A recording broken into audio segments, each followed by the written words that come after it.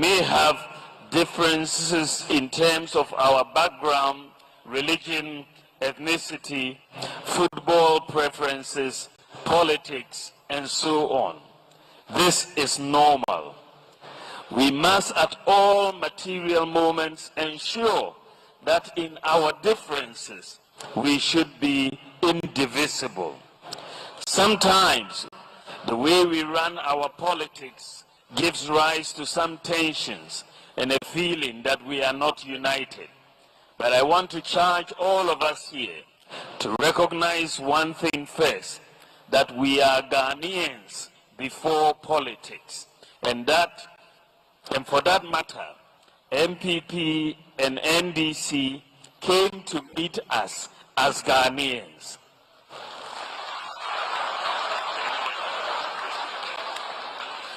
We will still be Ghanaians, and as politicians, we will go, but the country Ghana will still be Ghana.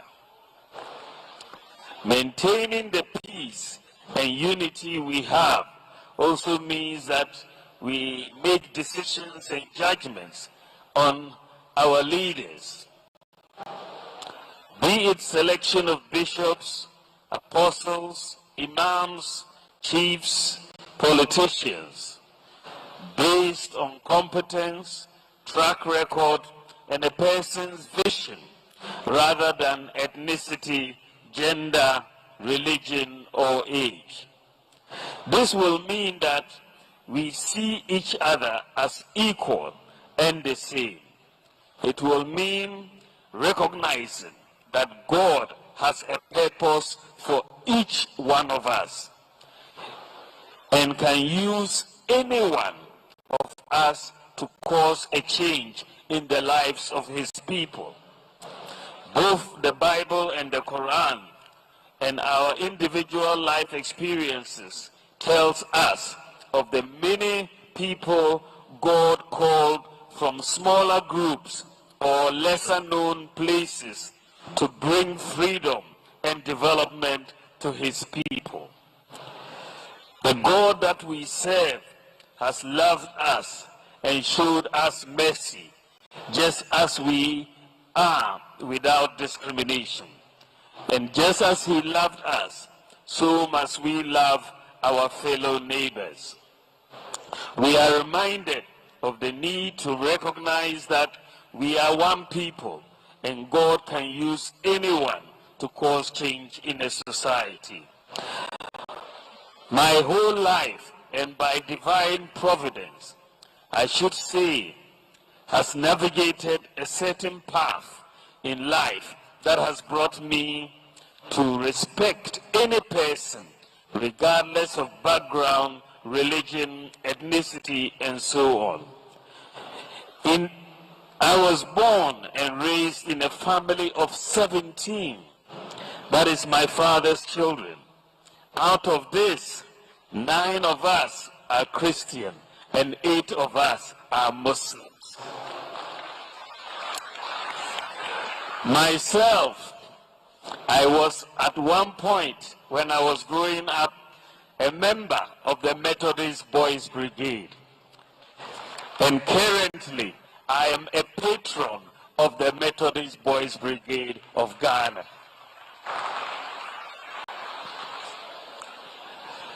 Distinguished ladies and gentlemen, that has been the beauty of Ghana's religious architecture. And I don't see this getting disrupted in any way. As a people, we should rather be more concerned about getting leaders who have the dignity and integrity to lead. My life as a respectful, humble, obedient, and peace-loving person is a testament to everyone. I was this as a young boy and the same in adulthood. And politics and position have not changed me. I pledge to be the same and even do more. I want Ghanaians to give me a chance to lead as president, judging from what I have been able to do as a person from the Bank of Ghana and as vice president, and the strong vision I have for this country. I am in public life and politics to serve, because I believe to lead is to serve. Distinguished clergy, ladies and gentlemen, we have an election in December 2024, and I am one of two major candidates, and I want to give you in the next portion of my remarks the reasons why you should support me to be President of the Republic of Ghana.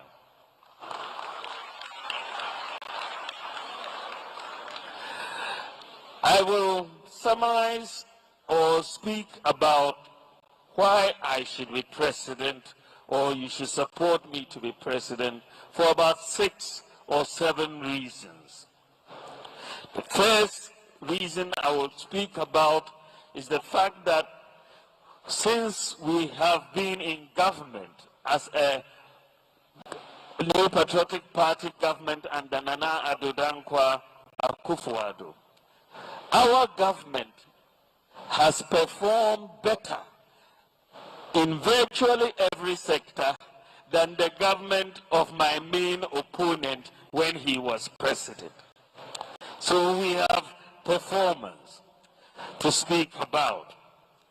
And I can also say in all humility, and the data will show, that I have been vice president and my main opponent has been vice president, but my performance as vice president is superior to his performance as vice president. I will also speak on my vision, and I will tell you that I have a compelling vision for the people of Ghana, and that is why you should make me the president. I will also talk about my record in fighting corruption, and that is why I believe I have a superior record in fighting corruption. And I will speak about accountability and the fact that if you make me president, I will be more accountable to the people of Ghana. So why do I say that we have performed better as a government? The data says so. It is not me who says so. I believe in data and I work with data. The data tells me that since we've been in office over the last 7 years, we have created 2.1 million jobs, 975,000 in the private sector and 1.2 million in the public sector. 2.1 million jobs in 7 years. That is more than any government in the Fourth Republic. And even though we still have more jobs to create, I believe that this puts us in a very good position to do more. We have constructed more roads than any other government in the Fourth Republic, even though we still have many more roads to construct. We have constructed more interchanges and bridges than any other government. We have constructed more airports than any other. This performance that I have just told you about in terms of infrastructure all over the country, in the eastern region, we have completed 1,420 infrastructure projects in the last 7 years alone. And we are doing that across the country, in every region. The data is very clear. So why we should continue with Dr. Mahmoud Bawumia is that we have performed better than the opponent who is seeking to come back. We have.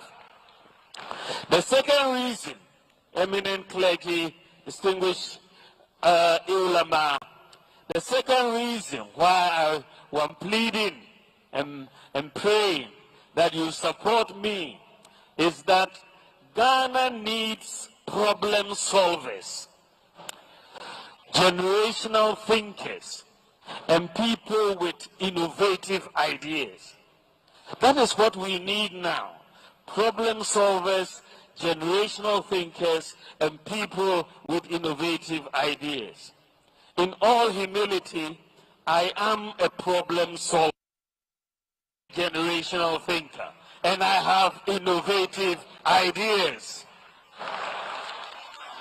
And I have a solid track record as Vice President to prove it. Since I became Vice President, under the authority of the President, I have championed and initiated a number of policies as Vice President. These include the issuance of the Ghana card. The Ghana card as a travel document. Today, if you travel abroad and your passport gets lost, you can take a Ghana card and board a plane and come back to Ghana. Because we have brought it under the ICAO system. It has been certified. Today, when a child is born, their Ghana card number and their birth certificate number will be issued to them at the hospital. They don't have to go to the births and deaths to apply. Just as it's happening in Abrochiri, that is how it's going to happen in Ghana. Today, Ghana has a digital property address system. I was in Italy, I think last week, in Rome, and my driver was getting lost. And I was asking him whether they don't have a digital address system that they are using. He was surprised. But today in Ghana, if somebody gives you their digital address, you cannot get lost. Today, I was able to champion mobile money interoperability in Ghana. The Ghana card number, we have made it your TIN number, your NHIS number, and your SNIT number. Today, I was able to drive for us to have paperless ports, to digitalize the passport office, to have Ghana.gov, to have e-pharmacy, to bring zipline drones for the delivery of medicines, to have no guarantor student loans. I initiated a policy for one constituency, one ambulance. I initiated a policy for Agenda 111, Sino-Hydro barter agreement, the provision of hydroxyurea for sickle cell patients under the NHIS, initiated Zongo Development Fund, the gold for oil policy, the system to tackle ghost names at the Controller and Accountant General, automation of the pre-mixed fuel distribution, purchase of ECG credit on your mobile phone, renewal of NHIS on your mobile phone, the National Rental Assistance Scheme, and the digitalization of our networking of our hospitals and networking of our hospitals. I've also pushed for the one student, one tablet initiative. So these are over 30 policy initiatives that by the grace of God, as Vice President, I have been able to do. So if as Vice President, I've been able to do all of this, then what will I be able to do if you give me the role of President of the Republic of Ghana?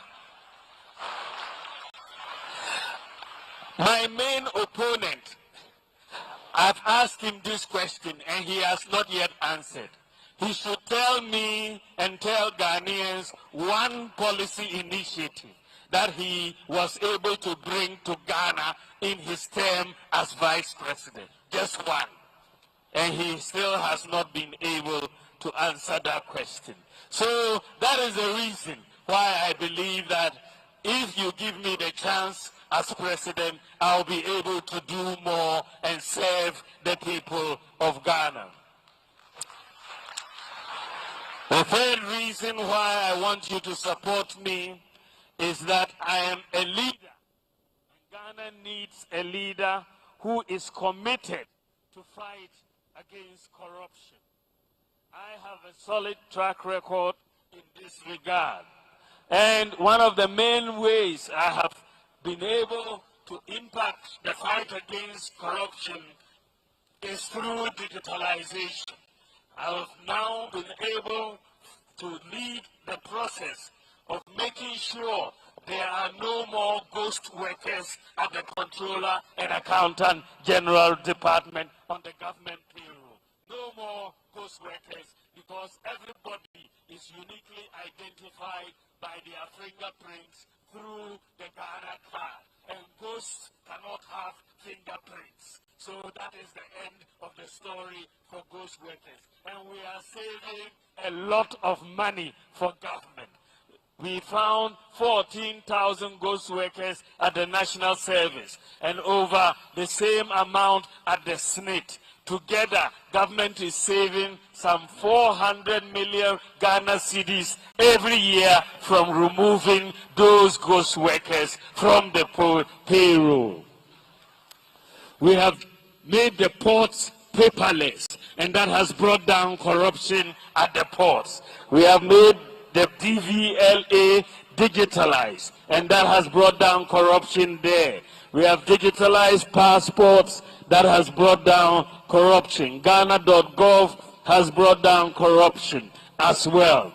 So I have a good record in fighting against corruption, and I can show the tangible benefits. So if you give me the chance, I will continue the fight that I have against corruption. Ladies and gentlemen, the other reason why I want you to support me to become president is that for me, if I become president, you give me the chance to become president, you will have accountability from me. This is because I have a potential 8-year term. It means I will come back to you to ask for a mandate to continue. If you give me that, I will come. My opponent, if you give him the opportunity, he has only 4 years. Once you vote for him, he doesn't have to come back. He will go for honeymoon and you won't see him again. So, for me, I will come back to ask for your vote. And you ask me, you said you will do this. What have you done? I have to be accountable to you. The other reason why I want you to support me is that I have a compelling vision for Ghana. I have a compelling vision. My vision for Ghana is predicated on possibilities. I believe Ghana can become a very advanced and prosperous country. I believe in possibilities. The good book tells us that with God, all things are possible. With God, all things are possible. So I'm never intimidated. I aim high and I pray to God and I work hard and I believe Ghana can get us there. We have to reduce the cost of living in this country. And if you look at the cost of living, you have the issue of food prices, transport prices, electricity prices. These are major elements of the cost of living. And how am I proposing to do that?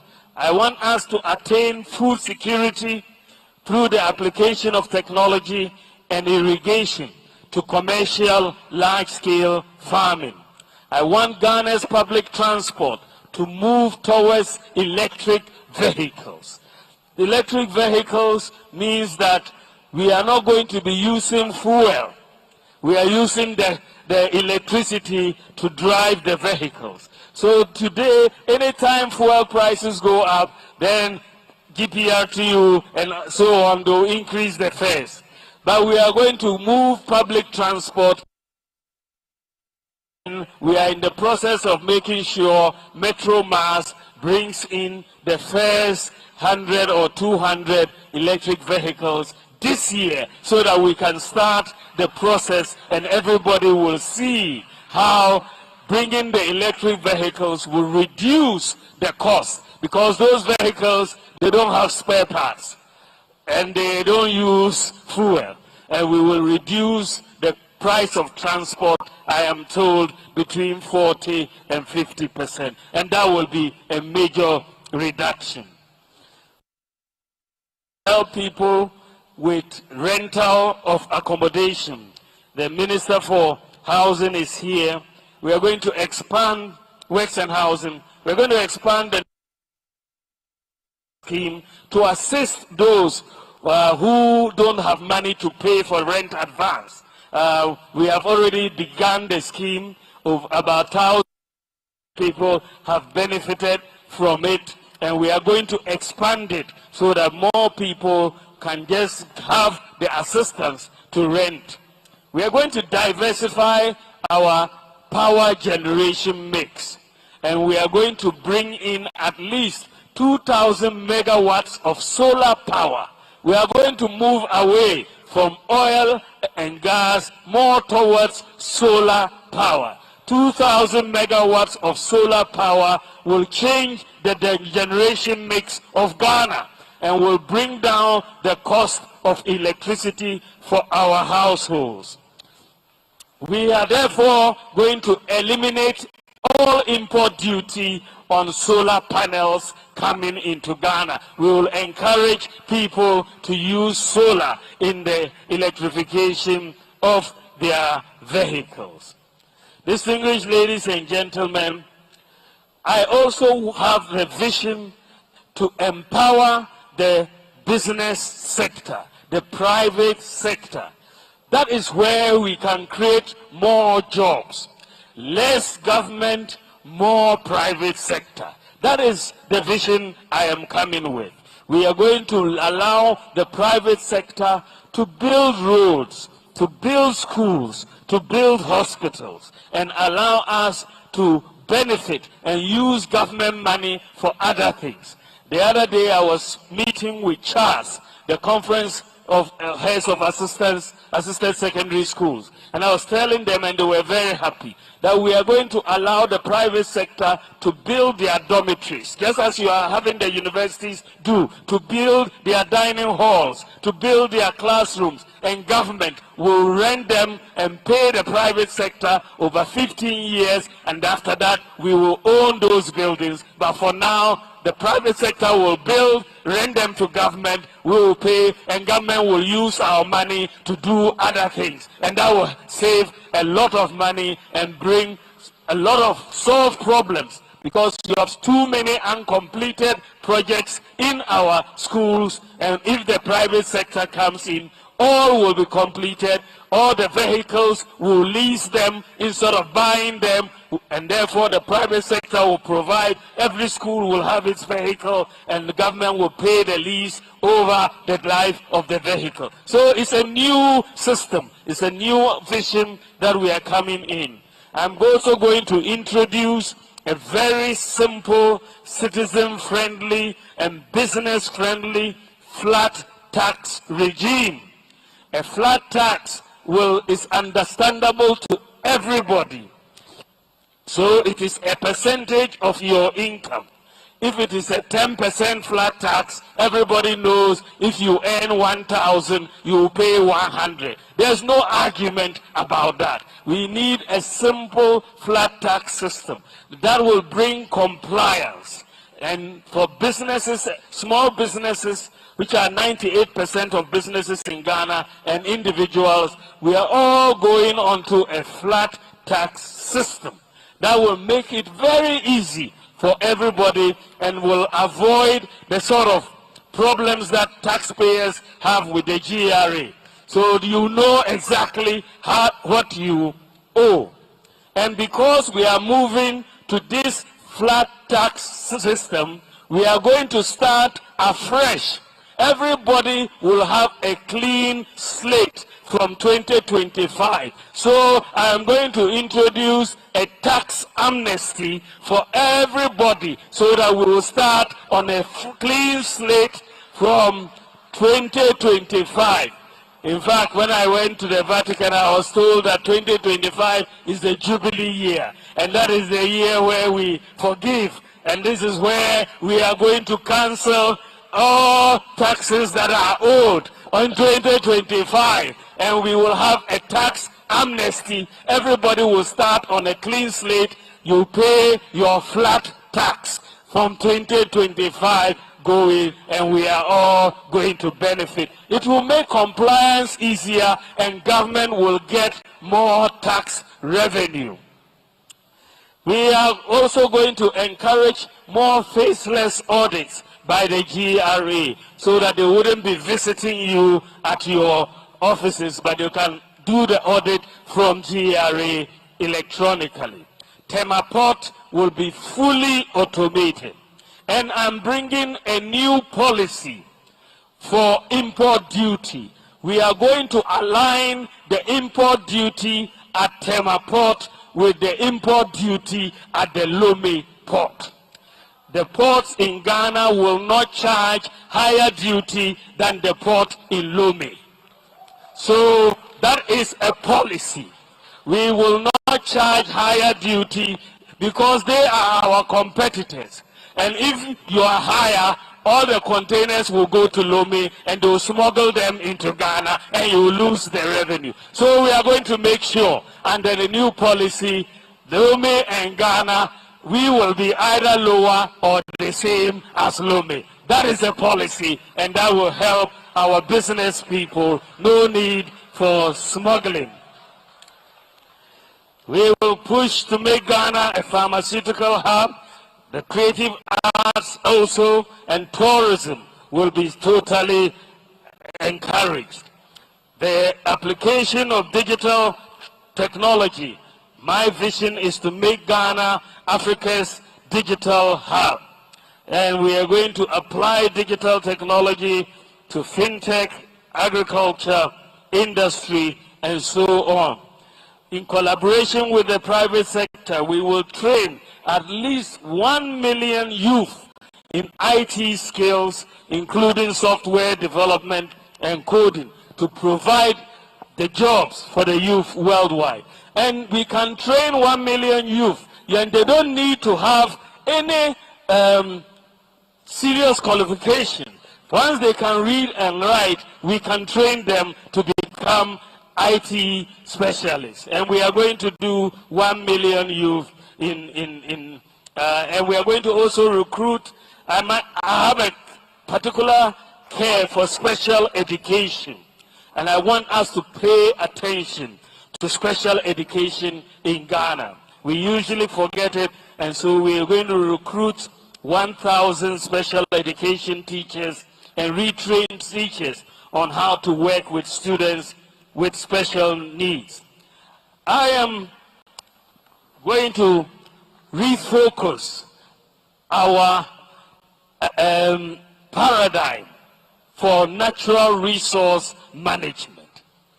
For the most part, Ghana has not maximized the benefits from our natural resources.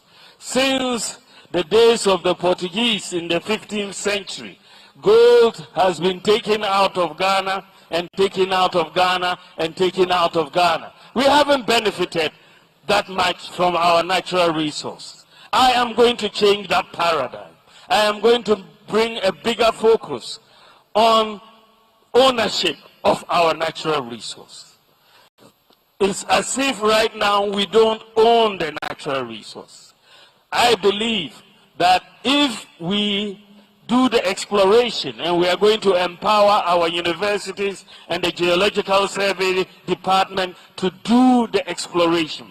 Once we explore and we have 7 gold belts, there's so much gold that we haven't yet even discovered. But once we explore, we know that the gold is here. The new policy is going to be that the ownership of those resources will be 100% owned by Ghanaians. 100%. We want, because if the gold is there, we can raise the money to exploit. And that is the new paradigm that we are coming with. We are also going to look at how to sanitize the small-scale mining sector. We want to formalize it and make sure that they do responsible mining, so that they will be given licenses and they will be required to mine according to their permits, so that they can't mine in water bodies or use chemicals that are not permitted. We believe that if we put a whole framework around the small-scale miners and they follow the regulations, the whole sector will be sanitized, and we will have many millionaires who are doing responsible small-scale mining in Ghana. We'll open new community mining schemes, and our TVET institutions will train miners in vocational and sustainable mining. I also intend, and very, very important, that to help the mining industry, we should establish, in collaboration with the private sector, a minerals development bank. Just as we have done for Agri Development Bank, we will have a minerals development bank to support the mining sector, so that when we discover the minerals, they can finance the exploitation of the minerals, and we keep the money in Ghana. So we will have a minerals development bank. These are just some of the ideas that I believe that if you support me, we will transform Ghana. I believe it is possible. My record as Vice President tells you that I am a doer, I am a problem solver, I am a generational thinker. I know that it's not everything that we have done. I want to tell the people of God in this room, the men and women of God, that I have a very, very, as I mentioned on February 7th when I spoke, I want us, government and the faith-based organizations, to have a very, very close relationship. I want us to have a close relationship. And I have said that if you look at the work that the faith-based organizations, the churches and so on have done for Ghana, it is more than many of our external development partners would ever do for Ghana. Much, much more. The schools they have built, the church, the hospitals they have built. But we always don't treat our faith-based organizations as partners in development. I want to bring a whole new chapter in the relationship between our churches, our faith-based Islamic organizations, and bring a golden age of that relationship between the church and the faith-based organizations and government. And that golden age means we are going to give incentives to the faith-based organizations to help government. There are a lot of incentives we give to our external development partners. They bring in things duty-free and so on. But they don't do as much for us as the faith-based organization. I'm going to give a lot of incentives to the faith-based organizations to help government. And so, as I said, on February 7th, we are bringing in a golden age of a relationship between government and the faith-based organizations, and we will work together. I know that there are challenges, and I don't want to paper over our economic challenges. We are going to work on them. Currently, we have issues with power challenges, but I can say from received from the Minister for Energy that those power challenges will very soon, and I mean very soon, be a thing of the past. They are working at it, and I am very that this will go a long way to deal with it. But I say that I want your support. I'm come here to ask for your support. I want us to go to take Ghana to a different level. I believe with your support and by the grace of God, we can take Ghana to a different level. I believe in possibilities. With God, everything is possible, and Ghana will go to the promised land. Thank you very much. God bless you, and God bless our homeland, Ghana.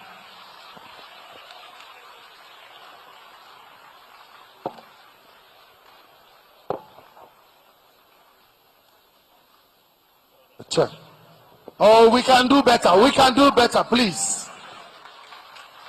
Let's continue to clap. Let's continue to clap. Yeah, Monsem, yeah, Monsem, yeah, Monsem. That was very powerful statement by our flag bearer and the leader of the party, His Excellency Alhaji Dr. Mahmoud Bawumia. Benifua, na yetie no asumpem na bebe yedu no benifua bema kwan na nsamfua a ye omampani abedi etire akai benifua makwan ye nianu.